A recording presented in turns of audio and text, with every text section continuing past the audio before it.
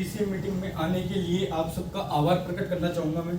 ठीक है, आप सबका हार्दिक स्वागत है इस मीटिंग में। अब मैंने कुछ पॉइंट बनाया है मीटिंग के लिए, मतलब कि लोगों के अंदर जो भी मतलब कि मैंने देखे ना कि हाँ वीकनेस कहाँ पे आती है, कहाँ पे आदमी डाइवर्ट होता है, कहाँ पे दिक्कतें आती है, तो उनके ऊपर कुछ मैंने पॉइंट्स बनाए हैं। तो पहला पॉइंट ये है, आप सबकी परवाह ना करें, बस सिर्फ अपनी परवाह करें कि आप अपने जीवन में क्या कर रहे हो और क्या करना चाहते हो। ये अपने को मालूम होना चाहिए, ना कि पड़ोसी का हम पता करें कि जीतू भैया की क्या प्रोग्रेस चल रही है और क्या वो कर रहे हैं। मुझे खुद का मालूम होना चाहिए कि मैं क्या कर रहा हूँ, किस जगह पे हूँ और क्या प्रोग्रेस है मेरी। तो अपन दूसरे की परवाह करने के चक्कर में खुद की परवाह करना भूल जाते हैं अपन। तो सबसे पहले अपनी परवाह करो आप, ठीक है। दूसरों से कोई लेना देना नहीं है, दूसरा अपना कर्म का खाएगा, आप अपने कर्म के खाओगे। आप जिस किसी भी फील्ड में हो, सबसे पहले आपको उस फील्ड का संपूर्ण ज्ञान होना बहुत जरूरी है। आप गोकुल कृपा में आ तो गए सभी लोग, अब आपको गोकुल कृपा की डेप्थ वर्किंग भी होनी चाहिए, नॉलेज होनी चाहिए कि गोकुल कृपा क्या संस्था है, किस प्रकार का प्रोडक्ट वो सेल करती है, विश्वासमंद ये कंपनी है या नहीं है, कस्टमर कैसी चाहिए होती है अपने को, वो कस्टमर को कैसे अपन उसको विश्वास दिला सकते हैं कि भाई हमसे प्लॉट लोगे तो आपको भविष्य के अंदर कभी कोई प्रॉब्लम नहीं होगी। ठीक है, तो इसका आप ख्याल रखें कि आपको अपने फील्ड की पूरी नॉलेज होनी चाहिए, हर प्रकार की। ऐसा नहीं कि हाँ भाई कुछ नॉलेज है कुछ नहीं है, हर प्रकार की आपको नॉलेज होनी चाहिए अपने सिस्टम में। ग्राहक से बात करते समय आप अनुशासन में रहे, सबसे मोस्ट पॉइंट है। आप यदि अनुशासन में नहीं रहेंगे, ग्राहक से बात करते समय हंस रहे हैं या मजाक कर रहे हैं या अंट संट बातें कर रहे हैं, तो वो काफी इफेक्ट करता है कस्टमर के ऊपर। ठीक है, और पूर्ण क्षमता से उसे अपने प्रोजेक्ट के बारे में समझाइए। क्या समझाना है? क्या आपके ग्राहक को अच्छा मुनाफा हो पाएगा आपकी चीज लेने में? कस्टमर क्या देखता है, इन्वेस्टर, कि भैया कुछ निकल भी पाएगा नहीं निकल पाएगा इसके अंदर भविष्य के अंदर। आप बोल तो रहे हो ले लो, लेंगे तो कुछ तो फायदा हो हमको। तो ये चीजें आपको बतानी है। ठीक है, और प्रोजेक्ट के बारे में आपको बताना है कि भविष्य में क्या क्या आपके प्रोजेक्ट के आसपास के क्षेत्र में विकास होने वाला है। तो उसका भी अपने को ज्ञान होना जरूरी है बहुत, कि हवाई हमें मतलब कि हमारे कस्टमर को कोई प्रोजेक्ट हम विजिट करवा रहे हैं, सपोज दैट अपन रियासत वाटिका की अपन विजिट करवा रहे हैं, इको पार्क की, तो उसके आसपास के एरिया की अपने को नॉलेज होनी चाहिए कि कौन से सेक्टर प्लान बड़े बड़े निकल रहे हैं, क्या उसका फ्यूचर है, कैसे वो डेवलपमेंट होगा। तो पूरे अपने को संपूर्ण ज्ञान होना चाहिए और अनुशासन में बात करनी चाहिए दो टुक की कस्टमर से। ज्यादा इतना मतलब कि होते हैं ना अपना हावी होते हैं कस्टमर के ऊपर, हंसी मजाक कर रहे हैं, कुछ भी बोल रहे हैं, अपने को कुछ कोई नहीं पता, फिर बाद में आगे सोचते हैं यार वो बात मुझे नहीं बोलनी चाहिए थी। तो इसका खास करके ख्याल रखें आप सभी लोग। ठीक है, आपको आपके ग्राहक की चाहत पता होना चाहिए सबसे पहले, कि आपके ग्राहक की क्या चाहत है। वो कमर्शियल प्रॉपर्टी चाहता है, वो इन्वेस्टमेंट के हिसाब से चाहता है, या फिर वो अपने मतलब कि रहने योग्य भूमि देख रहा है, वो कि मुझे तो रह के बनाना है वैसा किस हिसाब से। तो पहले उसकी चाहत पता करो आप। ठीक है, उसकी चाहत अपने को पता होना बहुत आवश्यक है, और उसके सलाहकार की मौजूदगी बहुत जरूरी है। वो सब कस्टमर बोलता है ना कि डिसीजन मेकर में मेरी वाइफ है या मेरे पिताजी है, बड़े भाई है या मेरा मित्र है, तो उसकी मौजूदगी का आप खास करके ख्याल रखें कि उसको जरूर लाए विजिट पे। कस्टमर को ये बोलना है कि कस्टमर जब भी आता है ना, बोलता है कि भाई मेरा डिसीजन मेकर ये है, तो उसको मौजूदगी होनी जरूरी है, क्योंकि वो फिर देख के जाएगा, फिर अपने डिसीजन मेकर को लेके आएगा कि यार मैंने प्रॉपर्टी देखी है, एक बार तू भी चल अपना फाइनल करने के मूड में है। तो उसको क्या पहले आ जाएगा ना, तो अपने भी समय की बचत होगी और कस्टमर के भी समय की बचत होगी। तो इन चीजों का आप ध्यान रखना। जज्बात में बह के कुछ हद से ज्यादा ना बोले, नहीं तो आपका ग्राहक आपके शब्दों को पकड़कर आपके ऊपर हावी हो सकता है। कई से लोग मैंने देखे हैं गोकुल कृपा के इस अनुभव में, मैंने 2 साल के अनुभव में बहुत से लोग रहते हैं जज्बात में आके बोल जाते हैं कि भाई हमारी कॉलोनी में कम्युनिटी हॉल भी दे रहे हैं, पेड़ पौधे भी दे रहे हैं। ठीक है, बहुत सी चीजें ऐसी बोल जाते हैं कि कस्टमर भी पकड़ लेता है बात को, यार भाई साहब आपने बोला तो है, वो चीज तो दिखाओ हमको। तो पहले कॉलोनी के बारे में अपने को पता होना चाहिए कि क्या क्या वो डेवलपमेंट दे रहे हैं उसके अंदर, फिर आप कस्टमर को बताओ कि हाँ भैया ये डेवलपमेंट हम दे रहे हैं। क्योंकि एक भी शब्द आपका ऐसा पकड़ा ना कस्टमर ने, तो आपके ऊपर छट्टी करने लगेगा, वो पकड़ लेगा आपको एक ही शब्द से, और आप सवाल मतलब कि जवाब देना मुश्किल हो जाएगा आपके लिए। तो इस चीज का खास करके ख्याल रखें। कई बार क्या मेरे साथ भी होता था, जीतू गया मेरा कस्टमर आ गया, एक्साइटमेंट ऐसी होती थी, रो भाई साहब तो पैसा मिलेगा अपने को, कस्टमर मिलेगा, अब तो सेल हो जाएगी अपनी, अब रिपोर्ट टूटेगा अपना 2 महीने का जो ब्रेक बाउंड चल रहा है उसका रिपोर्ट तोड़ेंगे अपन। तो ऐसे जज्बात में आके बहुत से किस्से मेरे साथ भी हुए। मैंने जीवन में सीखा है कि हाँ भाई कोई क्लाइंट था सपोज डेट, अब मैंने उसको मजाक मतलब कि मैं देखा फर्स्ट डील थी मेरी डायरेक्ट टच में, तो डायरेक्ट मैंने उसको कुछ हिसाब किताब की वो बोलते हैं सर कि हड्डी फेंकना बहुत जरूरी है, हड्डी मांगने वाला क्लाइंट होती है, तो मैंने हड्डी फेंकी उसके सामने, तब जाके मेरी डील हुई थी। वो मैंने बाउंड तोड़ा था 3 महीने का या 4 महीने का बाउंड तोड़ा था उस टाइम पे। पैतरे अजमाओ शाम दाम दंड भेद जैसे भी आप चाहो, वो आपके ऊपर डिपेंड करता है। सर नहीं बताएंगे आपको कि भाई ऐसा कर। लीडर कब बनोगे आप? जब स्वयं आप नहीं कर पाओगे तो सर के ऊपर डिपेंडेबल रह जाओगे जीवन भर। तो इस चीज का आप ख्याल रखें, कुछ भी बोले सोच समझ के बोले और हाँ भी ना करना होने दे कस्टमर को, ठीक है। हमेशा अपना कार्य पूरी मेहनत और ईमानदारी से करे और किसी अन्य व्यक्ति के ऊपर निर्भर ना रहे। ये प्लस पॉइंट है भैया। यदि आप अपने काम को पूरी ईमानदारी से करोगे ना, कोई भी व्यक्ति आप पूछने नहीं आएगा कि पवन जी आप क्या काम कर रहे हो, क्या रिजल्ट है आपका, अक्षय भैया आपका क्या रिजल्ट है, मैं पूछने नहीं आऊंगा भैया। आपका काम है, आपको नुकसान है। और किसी भी अन्य व्यक्ति के ऊपर निर्भर रहोगे ना आप जीवन में, तो अपाइज होता है ना, अपाइज लगड़ा के चलता है, उसको डंडे पकड़ने वाला कोई नहीं मिलता एक समय के तौर पर। तो अपाइज नहीं बनना, अपने को स्वयं करना है। जैसे कि पवन जी मैं ना आऊं कभी ऑफिस में तो जरूर नहीं आप भी नहीं आ रहे, ठीक है। यदि मैं नहीं हूं तो आप कैसे करोगे फिर?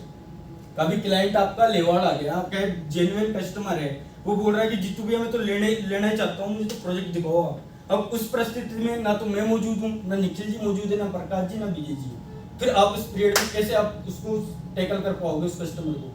तो ये बहुत जरूरी है कि किसी भी अन्य व्यक्ति के ऊपर अपन निर्भर रहेंगे ना, उसके आदि रहेंगे, तो अपने लिए बहुत नुकसान भारी पड़ सकता है उसका। ये है कि आप फिर बाद में किसी को ये नहीं बोल सकते कि हाँ भैया वो नहीं थे इस वजह से मेरी डील खराब होगी, तो ये चीज आप कभी नहीं बोल सकते। आप इस प्रकार परिपक्व रहो अपने काम के प्रति कि आपको हर चीज का नॉलेज हो, कस्टमर को आप अकेले ही टैकल कर सको, इस प्रकार की आपको नॉलेज होनी चाहिए गोकुल कृपा के अंदर, तब जाके आप एक लीडरशिप खिलाते हो आप। क्योंकि जो व्यक्ति अकेला लड़ा है इतिहास उसी ने रचा है। जीवन में जो व्यक्ति अकेला लड़ा है ना अपनी लाइफ से, वही व्यक्ति इतिहास रचा है अपने जीवन के अंदर। यदि 100 लोगों के वो बोलते हैं ना अपनी लड़ाई हो जाती है, जितू भैया अपन बोलते हैं कि मेरे भाइयों को बुला के लाऊंगा मैं, 10-15 को पीट देंगे अपन, फिर बाद में मैं अकेला मिल गया तो कुटाई पक्की है ना अपनी। तो इस हिसाब से जो व्यक्ति अकेला रहता है ना, वो एक बाहुबली बन के रहता है अपने जीवन के अंदर। तो आपको बाहुबली बनना है ना, कि लोगों का सहारा लेके आप आगे बढ़ो, तो स्वयं अपना कार्य करें आप, ठीक है ना। जीवन में एक बात याद रखना मेरे दोस्तों, जीवन में हमेशा याद रखे कि जो व्यक्ति शासन में रहा है, शासन में बोले तो अनुशासन बोल सकते हो आप उसे, रूल्स रेगुलेशंस को फॉलो करना बोल सकते हो। जीवन में हमेशा याद रखे कि जो व्यक्ति शासन में रहा है वही व्यक्ति शासन में रहा है। जो व्यक्ति नियम और कायदों को फॉलो करा है वही आज तक टिक सका है गोकुल कृपा के सिस्टम में। जो व्यक्ति सोचता है कि मैं यमराज हूँ, मैं रावण हूँ, वो व्यक्ति उड़न छू जाते हैं ऐसे और कुछ कर नहीं पाते और दूसरों का समय भी बर्बाद कर जाते हैं। तो इस वजह से शासन में रहना बहुत जरूरी है।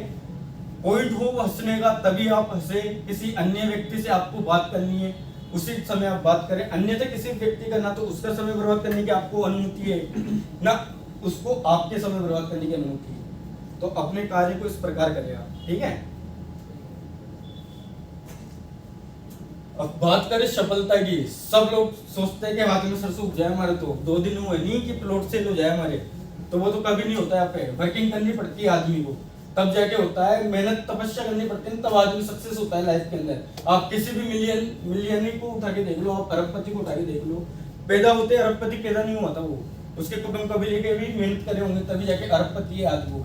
तो सफलता सच में बाद में मिलती है, पहले सोच में मिलती है। और अगर आप अपनी सोच में नहीं जीत पाए तो आप कभी सच में नहीं जीत पाएंगे। यदि आप सोच में अपने गरीबी गोल रखे हो ना भैया, तो उसका रामबाण तो आप जा रखो, ये किसी भी प्रकार आप कर लो, किसी भी व्यक्ति के पास जाके देख लो, आप किसी भी भगवान के चरणों में पड़ जाओ। यदि आपकी सोच में आपने गरीबी गोल रखी है, नेगेटिविटी गोल रखी है, या नकारात्मकता आपने गोल रखी है, तो कभी भी आप अपने काम में सफल नहीं हो पाओगे। पहले आदमी कहाँ पे जीतता है? अपनी सोच में। और मैं तो कहना चाहूंगा दोस्तों, अपनी जो पहली जंग होती है ना जीवन की, वो कुदरत से होती है। यदि कुदरत से अपन जीत गए ना, तो जीवन में कोई रोकने वाला पैदा नहीं होता। वो केजीएफ का डायलॉग है ना कि भाई साहब क्या बोलते हैं, कर्म तो अपने हाथ में रहते हैं, लेकिन कर्म मतलब कि आगे कब बढ़ते हैं? दूसरों की दुआ से है, ठीक है। तो दुआ भी लो और कर्म भी करो अपना, और पूरी शिद्दत से करो, और मेहनत करनी पड़ेगी आपको, तब जाके आपको सफलता मिलेगी। हाथ में सरसों कभी नहीं उगता, तो याद रखना, कभी भी सफलता सच में बाद में मिलती है, पहले सोच में मिलती है। सोच में जीतो, फिर बाद में हकीकत में होगा। यदि ये ट्यूबलाइट बल्ब है या प्रोजेक्टर है, जो भी है, वो पहले सोच में परिवर्तित हुए थे आदमी के, तब जाके अपने आगे मतलब प्रस्तुत है।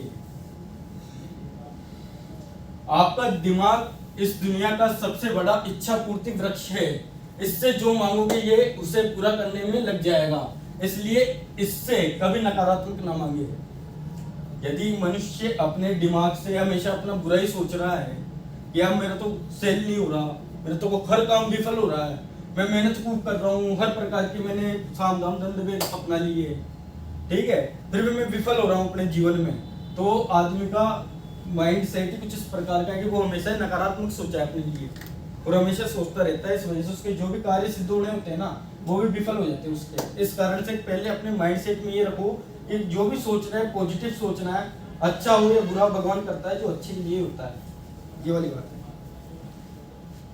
ये 10 मैंने कुछ पॉइंट्स बनाया है आप लोगों के लिए। 10 हैबिट्स ऑफ एंटरप्रेन्योर्स, मतलब कि 10 ऐसी आदतें जो आपके व्यवसाय के अंदर बहुत लाभदायक हो सकती है आपको, ठीक है।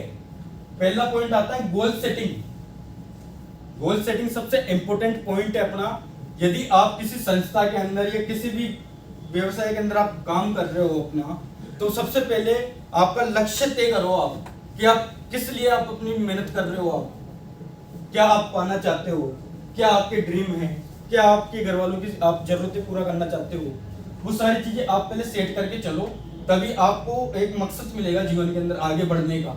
यदि आपने गोल सेट नहीं करा ना अपने जीवन का कि हाँ भाई चल रहे हैं, बस में चढ़ गए, अब कहीं पे भी उतार देगी, तो गोल सेट करो पहले। अपन किसी भी बस में चढ़ते हैं तो अपने को पता रहता है कि उतरना कहाँ पे भैया, तो इसी प्रकार आपका गोल सेटिंग आप करके रखो, ठीक है। सेकंड पॉइंट है कंटिन्यूअस लर्निंग। जीवन में लर्निंग की कोई उम्र नहीं होती, सीखने की कोई उम्र नहीं होती, पढ़ाई की भी कोई उम्र नहीं होती। बहुत से लोग मैंने देखे हैं 90-90 साल की उम्र में पढ़ाइयाँ कर रहे हैं, तो कहीं ना कहीं वो लर्निंग कर रहे हैं, अनुभव ले रहे हैं। तो लर्निंग पीरियड जो ऐसा है कि उसको कंटिन्यू रखना चाहिए हमेशा। ऐसा नहीं कि मैं भी हूँ आज भाई इतना सीख गया मैं सर से या लोगों से कि मैं बंद कर दूँ इसको। हाँ भाई अपने को तो सब आता है, बंद कर दो, आगे कुछ भी नहीं है, अपन ही है राजा बाबू। तो ऐसा कभी भी नहीं सोचना, हमेशा सीखने के लिए तत्पर रहो और कंटिन्यू आप लर्निंग करते रहो। जहाँ से भी आपको सीखने में मिले वहाँ से आप सीखो, क्योंकि ज्ञान मिलता भी और बांटना पड़ता है, बांटने से बढ़ता है, और जहाँ से मिले वहाँ से ग्रहण करना चाहिए अपने को, वो भी बढ़ता है, ठीक है। थर्ड पॉइंट है मेरा टाइम मैनेजमेंट। टाइम मैनेजमेंट का बहुत इंपॉर्टेंट पार्ट है। यदि कोई बिजनेसमैन हो ना तो उसके लिए तो बहुत ही इंपॉर्टेंट है। यदि टाइम मैनेजमेंट आपने कर नहीं रखा ना अपने जीवन के अंदर, हाँ भाई कुछ मेरे भी पॉइंट से, हाँ भाई मैं समय से पहले ही घर चला जाता हूँ या लेट आता हूँ या कस्टमर से फीडबैक समय पे नहीं लिया, तो इस चीज के दौरान अपने को काफी नुकसान होता है अपने जीवन के अंदर, ये है। तो टाइम मैनेजमेंट हमेशा करके रखो आप लोग कि हमें कब ऑफिस में आना है, किस क्लाइंट से किस समय फॉलोअप लेना है और क्या अपनी प्रोग्रेस किस समय पर रखनी है, तो वो पूरी चीजें आपको कंप्लीट रखना चाहिए, ठीक है। चौथा पॉइंट है नेटवर्किंग। अब नेटवर्किंग से मेरे दिमाग में यही पॉइंट टच हुआ कि नेटवर्किंग यानी कि कवरेज, कि अपना कवरेज क्या है, वो मैंने सोचा था, लेकिन मैंने सर्च करा थोड़ा सा, गूगल पे सर्च मान लेता हूँ मैं शब्दों का, कोई कहीं पे भी गलती ना हो।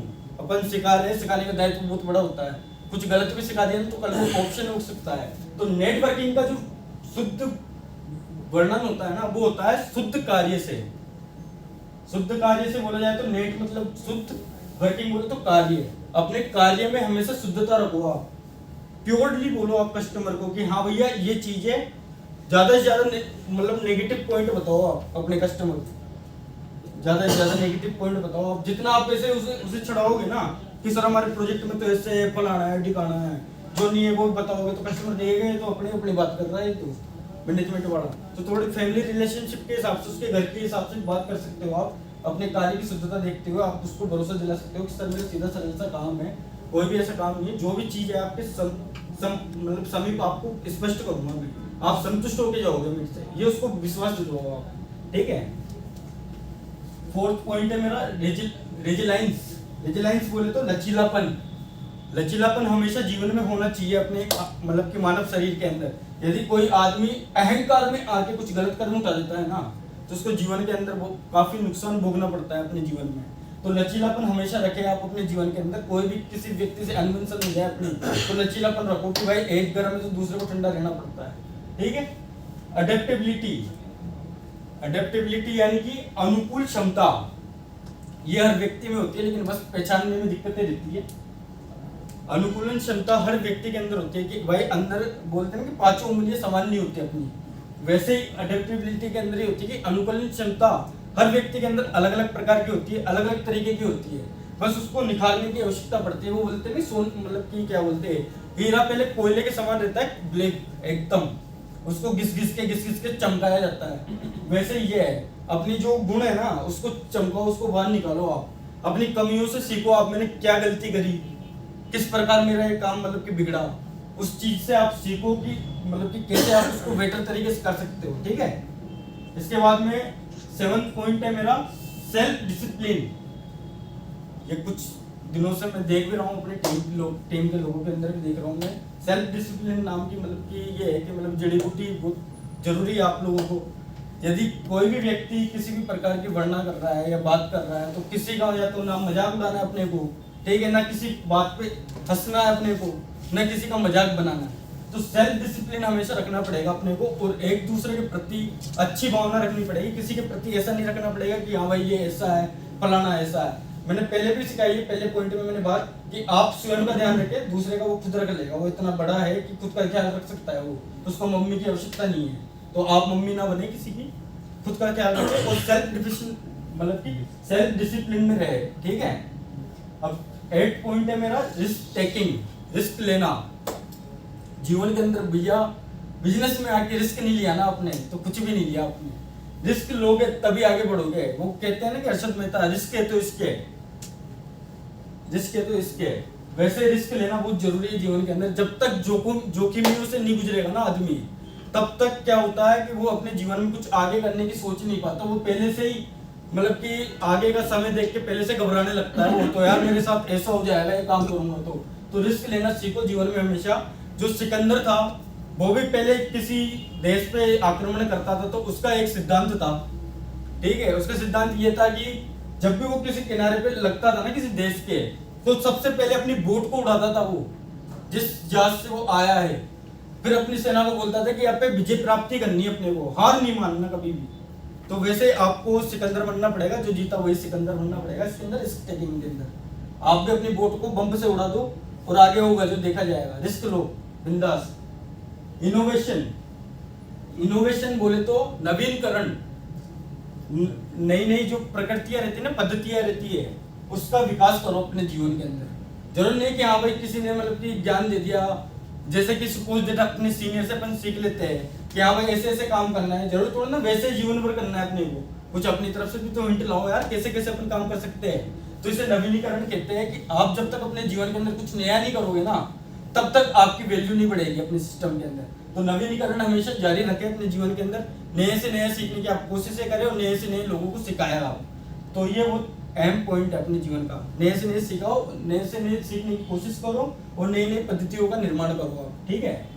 वर्क लाइफ बैलेंस, काम को और जीवन को बैलेंस करके रखना, ये बहुत बड़ी बात है। बहुत से लोग देखे हैं मैंने, यहाँ भाई फैमिली के अंदर शादी है, ब्याह वगैरह बुलाना है, ठिकाना है, ऐसे करके बहाने बना के घर पे रुक जाते हैं जबकि कुछ भी नहीं होता, ठीक है। तो कहीं ना कहीं अपने काम के प्रति या तो आलस कर जाता है, ठीक है। इस कारण से वो क्या है भाई, वर्क को और लाइफ को कभी मैनेज नहीं कर पाता आदमी।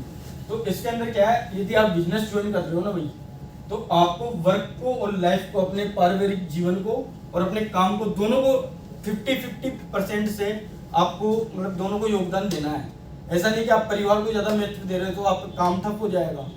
तो काम को और वर्क मतलब कि लाइफ को, दोनों को इक्वल रखो आप जीवन के अंदर, ठीक है। ये फोटो ले लो आप, फोटो ले लो आप, लिख लो या फोटो ले लो इसकी।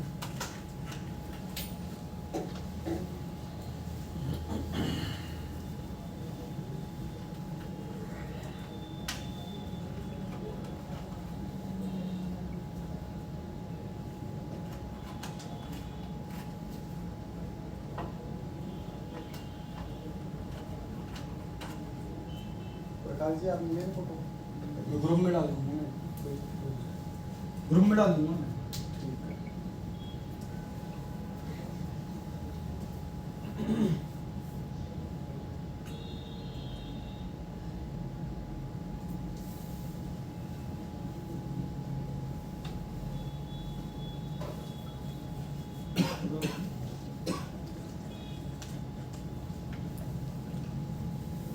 अब थोड़ा सा मैं मोटिवेट कर देता हूँ आप लोगों को।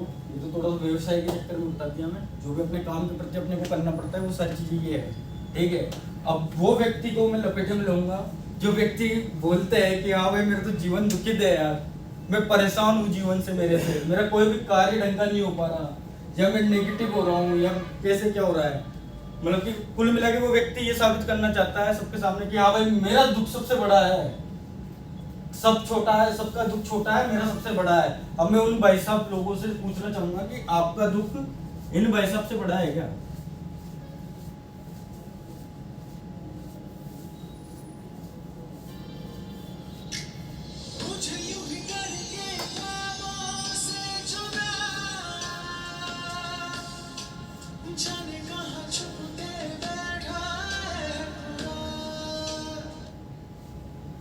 नेक्स्ट,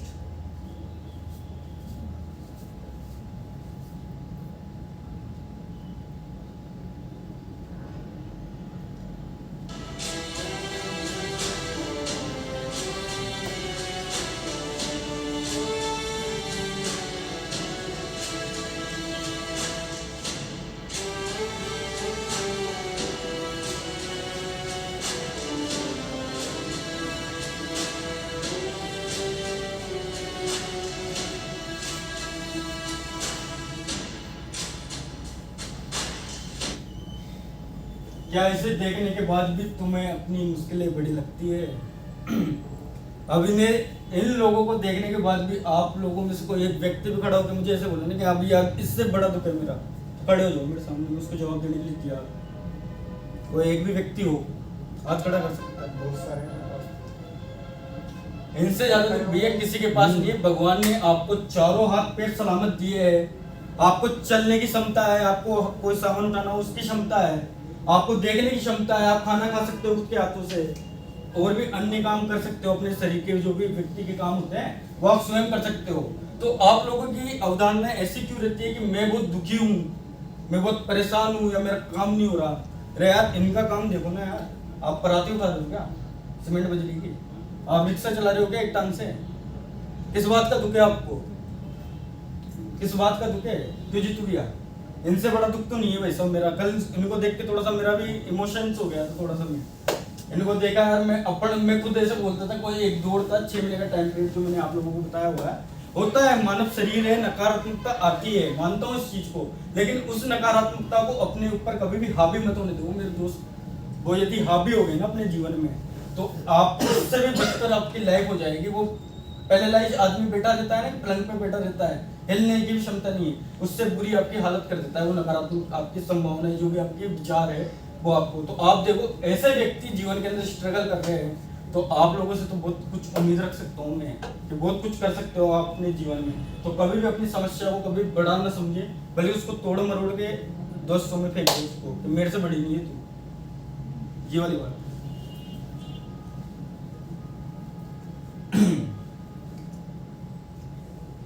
डायरेक्शन की बात करना चाहता हूं दोस्तों। अब कुछ मेरे भाई बंधु ऐसे भी है जो वर्किंग बहुत स्ट्रगल बहुत पावरफुल है उनका, मैं कदर करता हूँ उनकी मेहनत की, और मुझे बहुत विश्वास भी है वो आगे जीवन में बहुत कुछ अच्छा करेंगे जीवन के अंदर। और मेरे जो नए भाई है उनसे भी मैंने बहुत अपेक्षा करी है कि हाँ भाई अपनी तरफ से कोई कमी नहीं छोड़ूंगा, बाकी कमी रहेगी तो सामने वाले की तरफ से रहेगी, ये है, मेरी तरफ से कोई कमी नहीं रह सकती जीवन के अंदर। तो मैं उनको डायरेक्शन के बारे में समझाना चाहूंगा। डायरेक्शन क्या चीज होती है, डायरेक्शन क्या चीज होती है वो आप लोग देखो।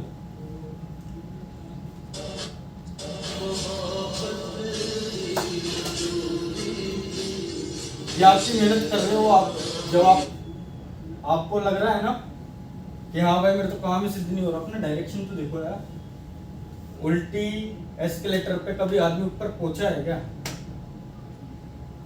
पहुंचा है कभी जीवन में? तो आपका डायरेक्शन ही जब सही नहीं है तो आप स्टेप बाय स्टेप कैसे सक्सेस की तरफ हो सकते हो?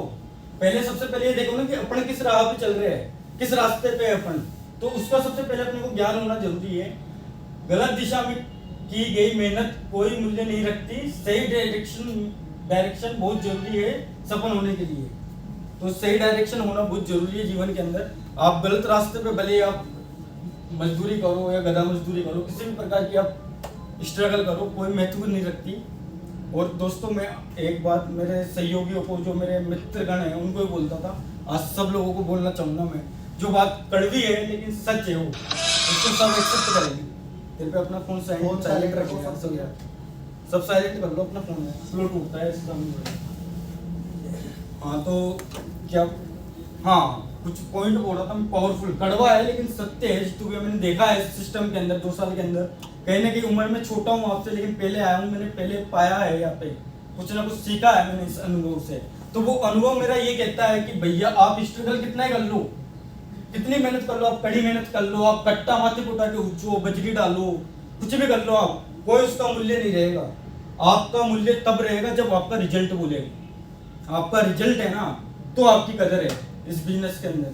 भले आप मेहनत खूब कर लो, आप कोई महत्व नहीं देता, कोई भी नहीं पूछेगा आके कि जितू भैया आप भूख के काम कर रहे हो या खाना खा के काम कर रहे हो, भटनागर जी आप पसीना इतना बह रहा है आपके तौलिए से पूछ लो, कोई नहीं पूछेगा। रिजल्ट बोलता है आदमी का, रिजल्ट है तो उसकी मौजूदगी महसूस होगी सब लोगों को। यदि रिजल्ट नहीं है तो वो ऐसा लगेगा कि भाई सब चुराने वाले ऐसे जी रहा है ये। तो रिजल्ट की पूजा होती है, स्ट्रगल कितना कर लो। तो पहले मैंने बोला है और आज भी मैं कह रहा हूँ, अपना काम है स्मार्ट वर्क का, हाथ पैरों से ज्यादा दिमाग का इस्तेमाल करो। भगवान ने मानव शरीर, मतलब कि इस पृथ्वी के ऊपर, मतलब कि मेरा ये मानना है, किसी का कहना नहीं, मेरा ये मानना है कि भगवान ने रामबाण के रूप में मानव शरीर के अंदर भेजा दिया है। वैसा आदमी जो सोचेगा वो पाएगा। यदि आपने जो इस चीज की आपने संकल्पना कर ली ना कि मुझे ये प्राप्त करनी है, फिर कायनात भी उसको रोक नहीं सकते, आपके दुश्मन भी नहीं रोक सकते। बस आपका दृढ़ संकल्प होना चाहिए आपका उस कार्य के प्रति, उस लक्ष्य के प्रति। तो वो बहुत जरूरी है दोस्त, ठीक है।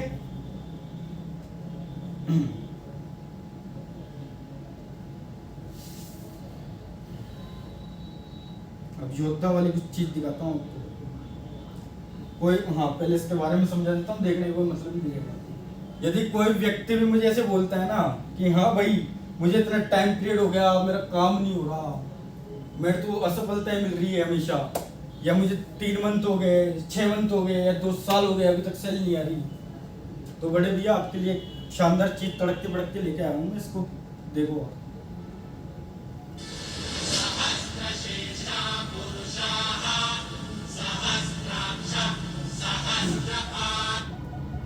इसके अंदर बोला जा रहा है कि तलवार भी टूटी, ढाल भी टूटी, हर ओर अंधेरा छा रहा, मतलब जीवन में अंधेरा छा गया पूरा।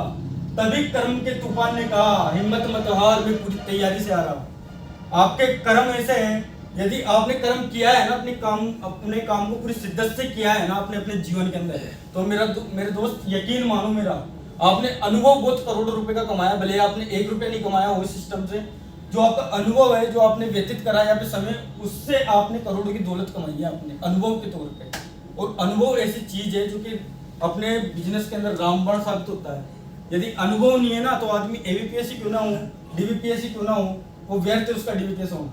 यदि आपको अनुभव है, आप सेल्स एजुकेटेड भी हो ना, तो एबीपीएस वाली आप काबिलियत रखते हो अपने अंदर, ये चीज मैं मानता हूँ। तो अपने कर्म पे हमेशा विश्वास रखे, वो कभी भी इस सुनामी की तरह ले रहा था वो आ सकता है, और पूरा मतलब कि सुनामी ला सकता है गोकुल कृपा के सिस्टम में।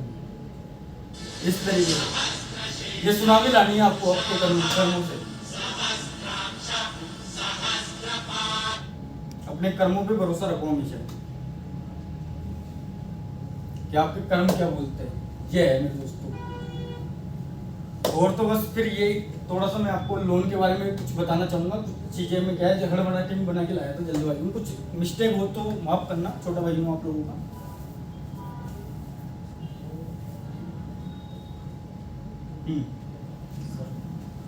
आज के लिए ठीक है मैडम। गवर्नमेंट सर्वेंट के डॉक्यूमेंट्स क्या क्या चाहिए होते हैं अपने को लोन के लिए। यदि अपन किसी व्यक्ति का लोन करवा रहे, कोई लोन वाला कस्टमर है अपना, तो उनके डॉक्यूमेंट्स एक तो अपना Aadhaar card, PAN card, form 16, salary slip 3 माह की, बैंक स्टेटमेंट 6 माह का जो कि आज के दिनांक तक होना चाहिए, और 10 पासपोर्ट साइज फोटो। बाकी ITR वगैरह जो आप ऐड कर देना इसके अंदर, मैंने जल्दबाजी में बनाया था इसको, ठीक है। ये बिजनेसमैन के डॉक्यूमेंट्स हो गए, क्या क्या आपको चाहिए बिजनेसमैन के लिए। आधार कार्ड, पैन कार्ड, व्यापार सर्टिफिकेट, बिजली का बिल, घर का या व्यवसाय का, बैंक स्टेटमेंट 6 महीने का, 10 पासपोर्ट साइज फोटो और ITR। लिखना चाहो तो लिख सकते हो आप लोग, ये लिख रखा है तो बहुत अच्छी बात है। ठीक है,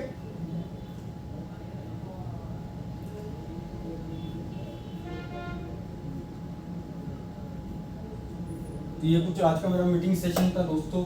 और आप लोगों के लिए मैं एक प्रस्ताव रखना चाहूँगा मेरी तरफ से, किसी भी प्रकार की काम के प्रति या मतलब कि कोई भी मतलब समस्या आ रही हो तो आप लोग पूछ सकते हो, मैं यहाँ पे खड़ा हूँ। बाकी मैं आगे की टॉपिक छेड़ता हूँ, आप पूछ लो, थोड़ा समय आप लोगों को दे रहा हूँ मैं। किसी भी प्रकार की दिक्कतें आ रही हो आपको काम के प्रति या कस्टमर को समझाने के प्रति या प्रोजेक्ट के बारे में, आप पूछ सकते हो मेरे से। जितेंद्र जी पूछिए। सब सभी के लिए ये सब पूछो आप। जैसा हो पाएगा बेहतर से बेहतर हमारे जितने बताऊंगा। भी प्रोजेक्ट्स हैं जी, गोकुल के पर, वो रिंग रोड के अंदर आते हैं बाहर? ज्यादातर बाहर आते हैं स्टूडियो, क्योंकि इसका एक कारण है, वो कारण मैं आपको बताता हूँ। हाँ। रिंग रोड के अंदर की बात करें तो रिंग रोड अधिकांश तरीके से बसा हुआ है अंदर, और बिल्डर को जमीन मिल नहीं पाती अंदर, और मिल भी जाए तो अधिकांश से अधिकांश रेट में आती है वो, और आम आदमी खरीदना मुश्किल है। सही गलत है। और अंदर का जो बेल्ट है अनसेटलमेंट तरीके से बसा हुआ है, उबड़ खाबड़ रास्ते, टेढ़ी मेढ़ी गलियां। अब जो बाहर का जयपुर बस रहा है ना, रिंग रोड के बाहर का, वो पूरा सिस्टमेटिक तरीके से बस रहा है। और ये मानो कि अंदर वाले से ज्यादा वैल्यू बाहर वाले की रहेगी आने वाले टाइम पे, क्योंकि बड़ी बड़ी सेक्टर रोड उसने मतलब कि विकास प्राधिकरण ने उसके अंदर निकाली है। और भी मतलब कि क्या बोलते हैं, जीडी के बड़े बड़े मतलब कि जो भी कार्यालय है या कुछ भी कॉलोनी है, वो सब प्रभावित मतलब प्रस्तावित है बाहर रिंग रोड की। और जैसे कि सैटेलाइट अस्पताल आ गए, जैसे कि अजमेर रोड, टोंक रोड और अपने आगरा रोड पे बन रहे हैं सैटेलाइट अस्पताल। तो पूरी अपने को नॉलेज होनी चाहिए और अपन कस्टमर को बता सकते हैं कि भाई साहब अंदर क्या है। अंदर ले लो आप, लेना चाहो तो सांगानेर के पास में ले लो आप, 95,000 रुपये की रेट में हमारे पास माल है, वो मना कर देगा नीचे। ये वाली बात है सर, अंदर भी दिखाएंगे ना आपको तो यही बोलोगे। आप उससे पहले कस्टमर से ये पूछो कि आपकी क्या चाहत है, आप इन्वेस्टमेंट के हिसाब से देख रहे हो या रेजिडेंस के हिसाब से देख रहे हो। वो रेजिडेंस के हिसाब से बोले तो अपनी गोविंदम है, जगतपुरा वाला प्रोजेक्ट आ रहा है, ये आप कुछ उनको बता सकते हो, वो समझ बैठे तो ठीक है। बाकी आप जगतपुरा वर्टिकल उसको सजेस्ट कर सकते हो। अपन रियल एस्टेट एजेंट के साथ साथ एक एडवाइजर, ये अच्छी राह दोगे तो वो आगे आपको सपोर्ट करेगा। कस्टमर वही मतलब कि रेफरेंस के थ्रू आपको कस्टमर देगा, कहीं पे भटकने की आपको आवश्यकता नहीं। तो व्यवहार कुछ